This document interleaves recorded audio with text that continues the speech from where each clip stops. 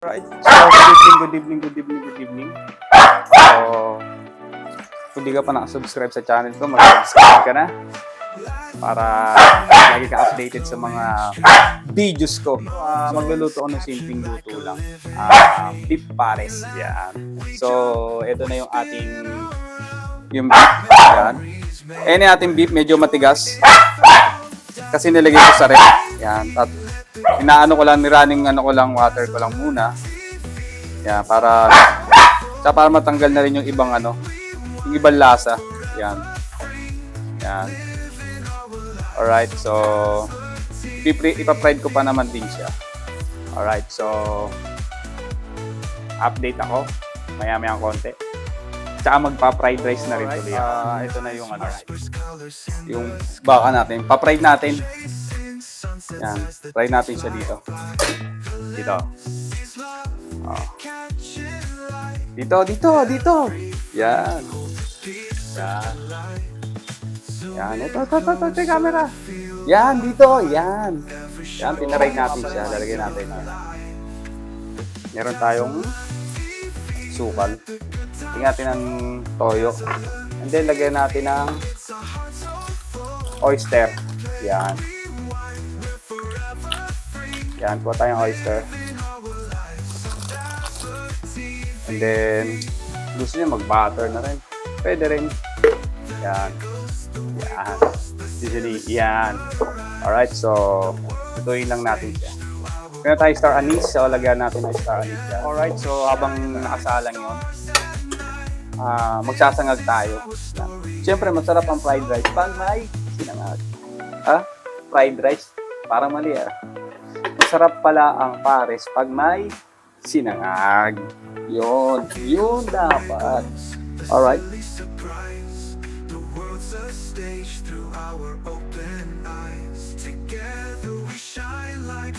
Yung ating beef. Alright, lagyan natin ng margarine.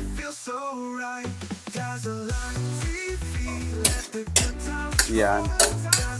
Para masarap ang amoy. Yan. Alright. Napakuluan ko na rin. Nilagay ko lang sa ref. Pagkatapos ko siyang pakuluan. So, lagay tayo ng star anise. Mabilisan lang to Mabilisan luto lang to. Yan. And then mag-add tayo ng water. Yan. And then lagay na rin natin ito para pagkulo. Sabay-sabay na. Yan. Sabay-sabay na.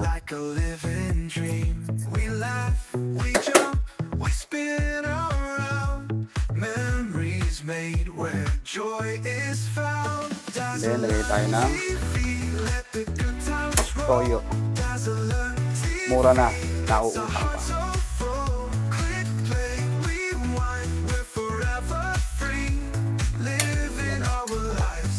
Konting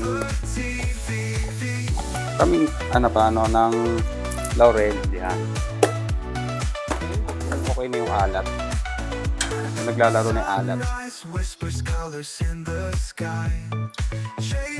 Okay. Medyo okay na yung alat. So, pakuluan lang natin siya. And then mamaya lagyan natin siya ng and then, konting pampalabon. Alright na. Pares na. Alright, so kumukulo na siya. Pwede na natin ilagay yung asukal. Lagay na natin yung asukal.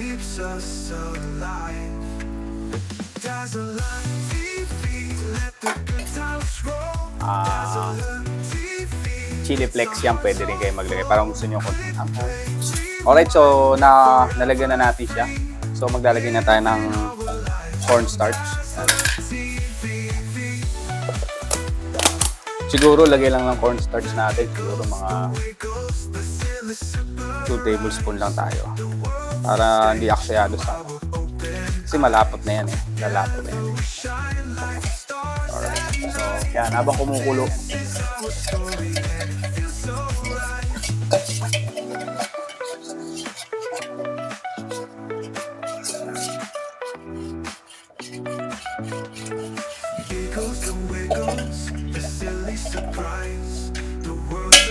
Alright.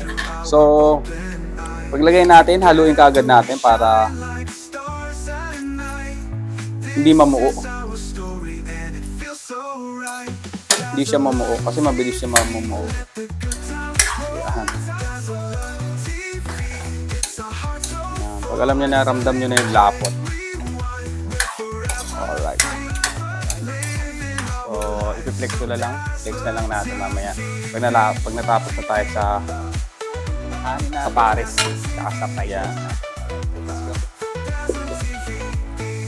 Yan.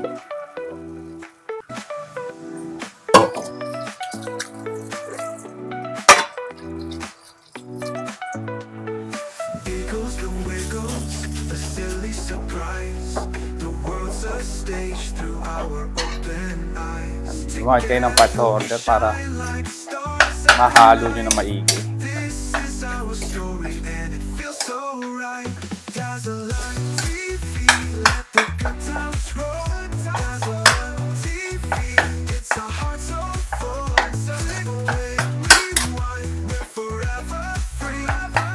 Para masarap, malinamnam.